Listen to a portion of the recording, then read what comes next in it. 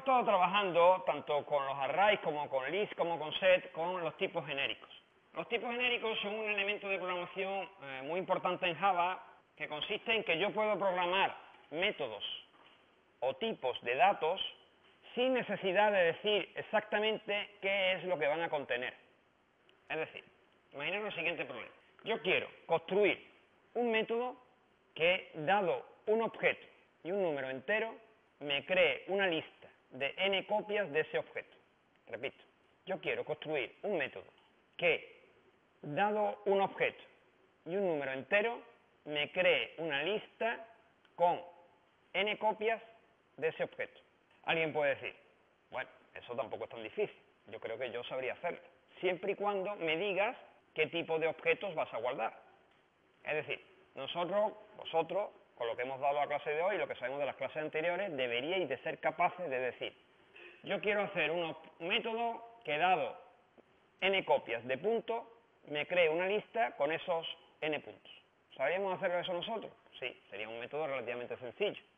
Cogeríamos el punto, cogeríamos una clase lista y lo que haríamos sería añadir mediante un bucle n copias de ese objeto, de tipo punto. Sin embargo, yo lo que estoy diciendo no es hacer un método n copias para punto, ni para recta, ni para círculo.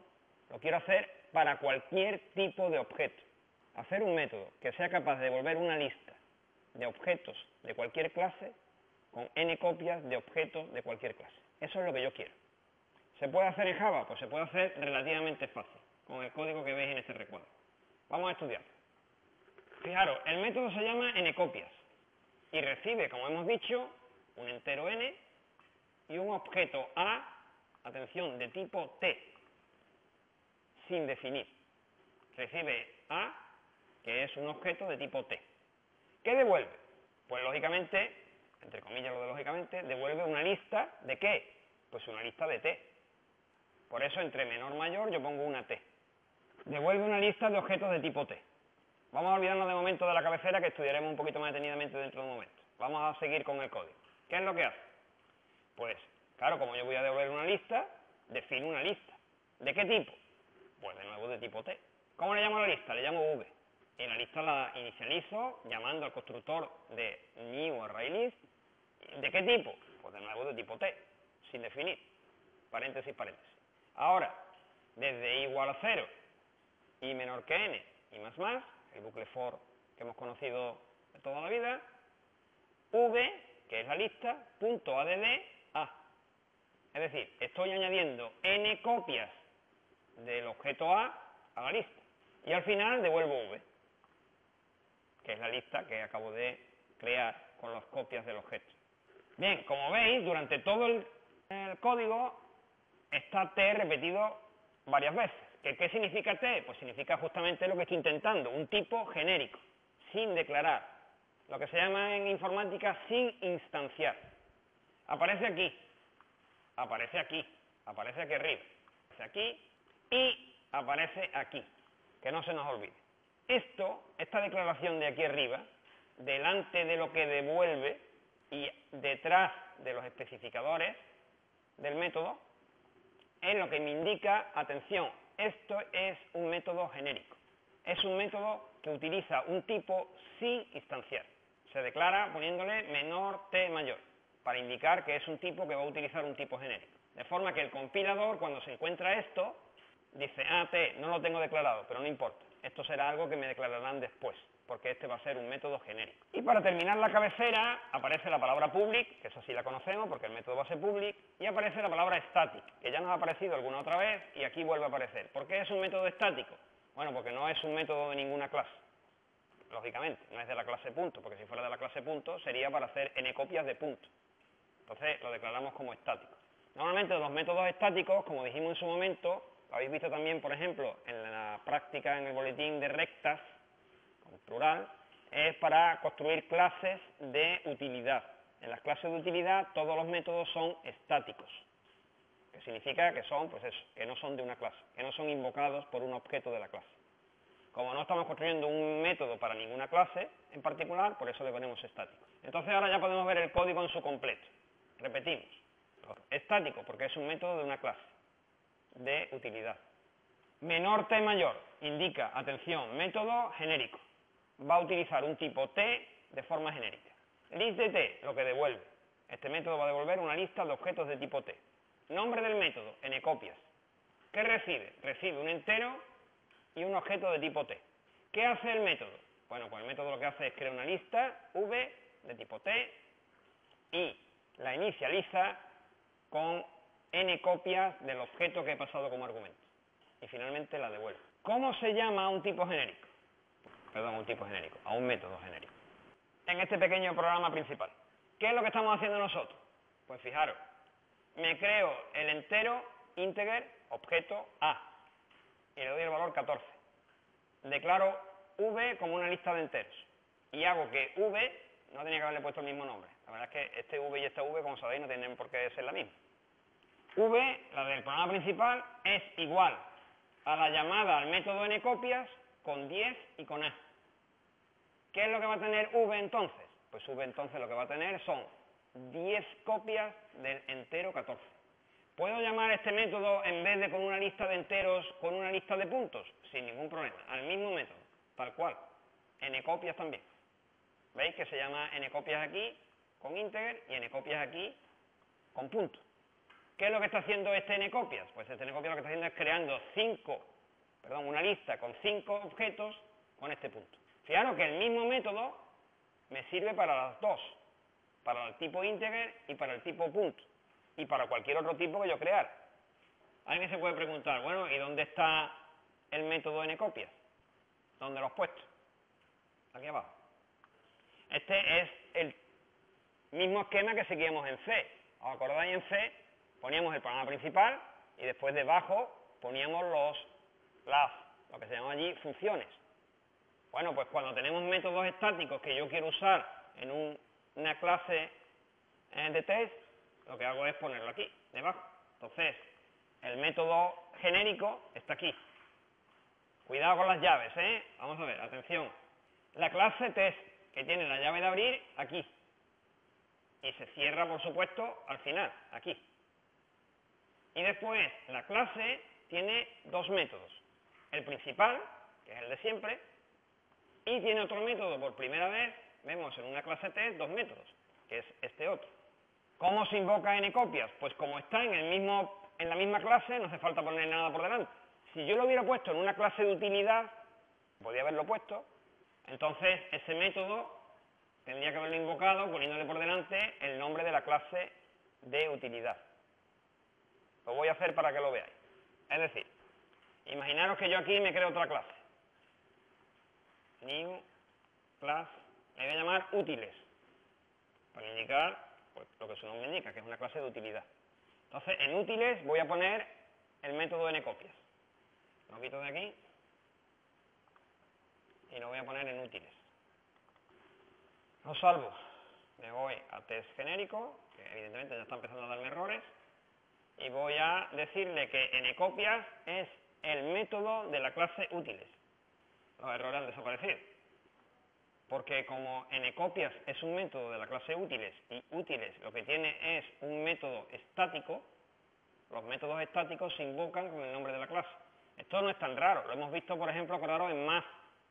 Math era una clase de utilidad. Cuando yo quería calcular la raíz cuadrada ponía math.sqrt. Pues esto es algo parecido. Entonces, ¿qué es una clase de utilidad?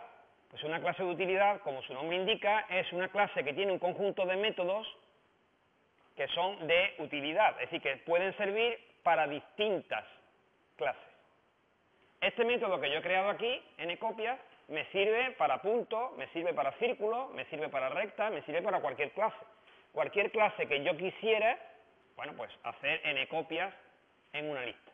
Yo podría aquí poner todos los métodos que quisiera, uno detrás de otro, todos estáticos, e invocarse desde cualquier programa principal, simplemente poniéndole por delante útiles, punto y el nombre del método.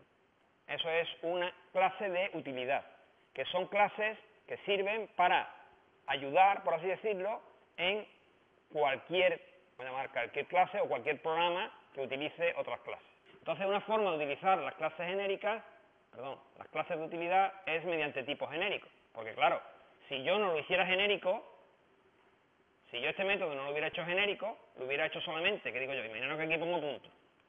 Pues claro, solamente me sirve para construir listas de tipo punto. Pero no es lo que yo quería. Yo lo que quería era construir listas de cualquier clase, de cualquier tipo. Por eso pongo un tipo genérico. De forma que este método de la clase útiles me sirve para crear copias de integer, de punto, de círculo o de lo que me hiciera falta. Y yo la puedo invocar desde cualquier sitio, es decir, no hace falta porque he tenido la precaución, entre comillas, de meter útiles en el test. Si lo hubiera puesto en otro paquete, hubiera debido de importar. Lo que os estaba diciendo es que en test círculo yo puedo utilizar, imaginaros que yo quisiera crear una lista de círculos con n copias de ese círculo. ¿Qué tendría que hacer? Pues crearme una lista de círculos, que voy a llamar LC, no entiende list porque no he puesto el import correspondiente, sí, lo he puesto mal, me estaba diciendo que no entiende list. Se puede poner directamente, si veis, cuando sale la lista de errores, podéis ponerle directamente el import, para que lo añada, y directamente lo ponéis aquí arriba.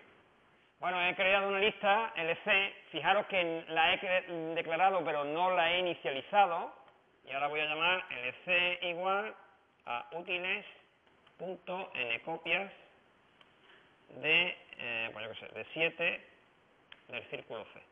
Y si ahora le pongo a mostrar, bueno, en vez de 7 voy a ponerle unas pocas menos para que se vea mejor, ¿no? Lo puedo invocar. ¿Por qué puedo invocarlo? Porque precisamente lo he hecho genérico. Si yo lo hubiera hecho para punto o para otro tipo, no hubiera podido utilizarlo en círculo. Si lo ejecuto, pues ahí tenéis que la lista LC tiene, lógicamente, 3 veces el mismo círculo.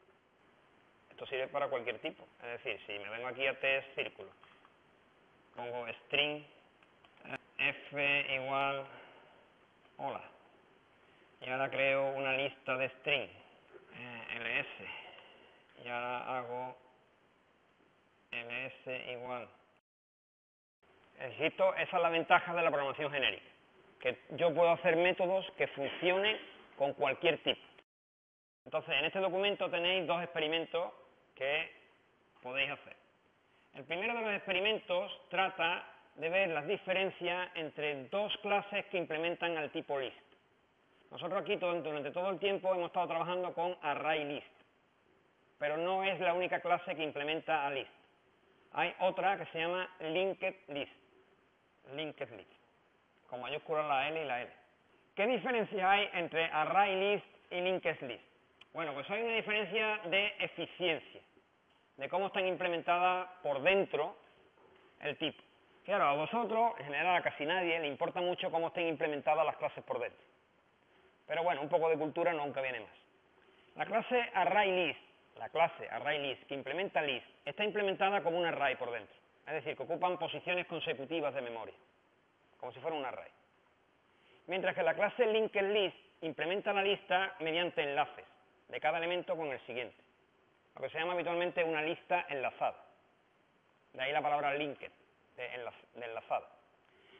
¿Cuál es la diferencia entre el ArrayList y el LinkedList? Pues la diferencia, lógicamente, es que en el ArrayList es muy sencillo acceder a una determinada posición, puesto que están indexadas, puesto que es un array por dentro. Mientras que en el LinkedList, para acceder a una determinada posición, hay que ir recorriendo uno a uno todos los enlaces hasta llegar al número que me digan. Es decir, con la implementación ArrayList, si me dicen, devuelve el objeto que está en la posición 20. Internamente, lo que hace es, se va al 20, mediante el array, mediante el índice 20, y lo saca directamente a la posición 20. Si está implementado mediante ArrayList. Si está implementado mediante LinkedList, se coge el primero, el segundo, el tercero, el cuarto, el 19, el 20. Con lo cual tiene que hacer el recorrido por toda la lista. Evidentemente es mucho más eficiente si yo quiero acceder a un elemento concreto, el ArrayList, que el LinkedList. Pero, imaginaros que ahora yo quiero borrar un elemento. En el ArrayList, borrar un elemento significa, vete a la posición de ese elemento, quítalo, y todos los elementos que están a la derecha, pásalos una posición hacia la izquierda. ¿Lo veis, no? Para compactar la información. Eso en el ArrayList. En el linked list se va hasta el elemento que quiere borrar y lo único que tiene que hacer es quitarle el enlace y volver a hacer el enlace. Vamos, gráficamente. Supongamos que nosotros tuviéramos una linked list. Si yo quiero borrar un elemento, imagino que yo quiero borrar este elemento de aquí. ¿Qué es lo que tengo que hacer? Pues coger este enlace, quitarlo de aquí y ponerlo aquí. Mucho más eficiente. Porque el array list, si yo quiero borrar este elemento, tengo que coger este y ponerlo aquí. Este y ponerlo aquí. Este y ponerlo aquí. Y así sucesivamente, mucho más ineficiente.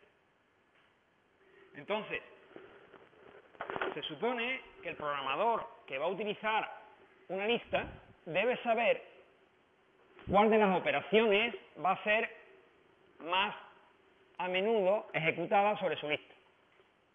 Que mi lista lo que voy a hacer es acceder indexadamente a los elementos. Me interesa array list. Que no, que mi lista va a tener muchas inserciones y muchos borrados. Me interesa linked list. Entonces, en este experimento que os estaba diciendo que he puesto en el documento, podéis ejecutar con dos versiones distintas de lista, con una array list y con una linked list, operaciones de inserción, acceso y borrado. Y comprobad que, bueno, pues tienen diferente eficiencia.